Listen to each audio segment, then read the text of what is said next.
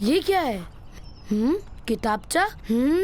اس کے بارے میں غلام رسول بھائی سے معلومات لیتا ہوں۔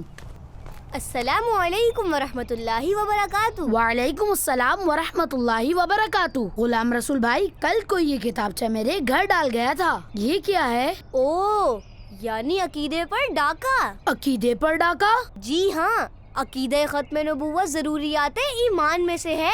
اس عقیدے کا منکر مسلمان نہیں رہتا بلکہ کافر ہو جاتا ہے۔ یہ عقیدہ ختم نبوت کیا ہے؟ حضرت محمد مصطفیٰ صلی اللہ علیہ وآلہ وسلم اللہ پاک کے آخری نبی ہیں، اور آپ صلی اللہ تعالی علیہ وآلہ وسلم کے بعد کوئی نبی نہیں آئے گا۔ ناظرین، آج کا بچہ کیا سوچ رہا ہے؟ اس وقت ہمارے سامنے سوسائٹی کا ہونہار طالب علم، بچوں کے ہیرو غلام رسول موجود ہیں، ان کی رائے لیتے ہیں۔ السلام علیکم ورحمۃ اللہ وبرکاتہ۔ وعلیکم السلام ورحمۃ اللہ وبرکاتہ۔ آپ دونوں اس وقت کس موضوع پر بات کر رہے تھے؟ ہم اس وقت عقیدہ ختم نبوت کے بارے میں بات کر رہے تھے۔ یہ تو بہت اہم ٹاپک ہے، ہم چاہیں گے اس موضوع پر بات کرنے کے لیے آپ ہمارے اسٹوڈیو تشریف لائیں۔ جی ضرور۔ ہم غلام رسول بھائی کو آج کے اس ٹاک شو میں خوش آمدید کہتے ہیں۔ ہمیں بتائیے گا کہ عقیدہ ختم نبوت کے بارے میں قرآن مجید میں کیا فرمایا گیا؟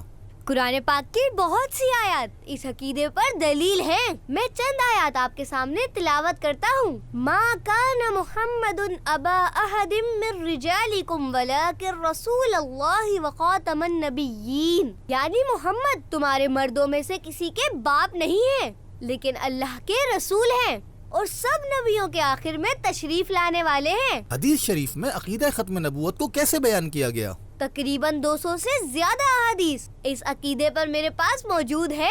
یقیناً علماء اسلام کے پاس اس سے کئی زیادہ ذخیرہ موجود ہوگا۔ میں چند احادیث آپ کے سامنے بیان کرتا ہوں۔ حضرت ثوبان رضی اللہ تعالی عنہ سے روایت ہے، رسول اللہ صلی اللہ تعالی علیہ وآلہ وسلم نے فرمایا، رسالت و نبوت ختم ہو چکی ہے، بس میرے بعد نہ کوئی رسول ہے اور نہ کوئی نبی۔ حضرت ابو ہریرہ رضی اللہ تعالی عنہ سے روایت ہے کہ حضور نبی اکرم صلی اللہ تعالی علیہ وآلہ وسلم نے ارشاد فرمایا، میری اور مجھ سے پہلے انبیاء کی مثال ایسی ہے جیسے کسی شخص نے گھر تعمیر کیا اور اس کو خوب آراستہ و پراستہ کیا، لیکن ایک کونے میں ایک اینٹ کی جگہ چھوڑ دی۔ لوگ آ کر اس مکان کو دیکھنے لگے اور خوش ہونے لگے اور کہنے لگے، یہ اینٹ بھی کیوں نہ رکھ دی گئی؟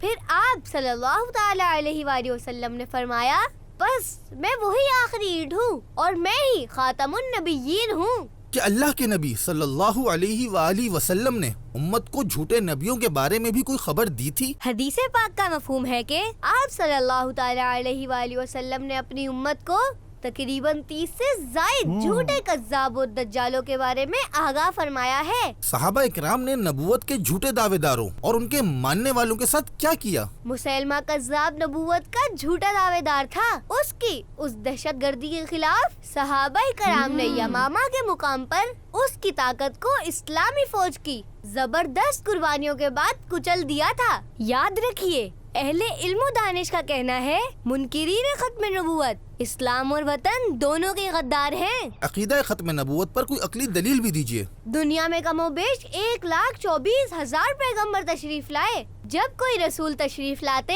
تو پچھلے نبی کی شریعت منسوخ ہو جاتی، لیکن ہمارے پیارے نبی صلی اللہ تعالی علیہ وآلہ وسلم کی شریعت قیامت تک کے لیے ہے۔ اب اس میں کوئی تبدیلی نہیں آئے گی اور نہ ہی یہ منسوخ ہوگی۔ اس سے یہ ثابت ہوا ہے کہ اب کوئی نیا نبی نہیں آئے گا۔ عقیدہ ختم نبوت زندہ باد، دعوت اسلامی زندہ باد۔ عقیدہ ختم نبوت زندہ باد، زندہ باد، دعوت اسلامی زندہ باد، زندہ باد۔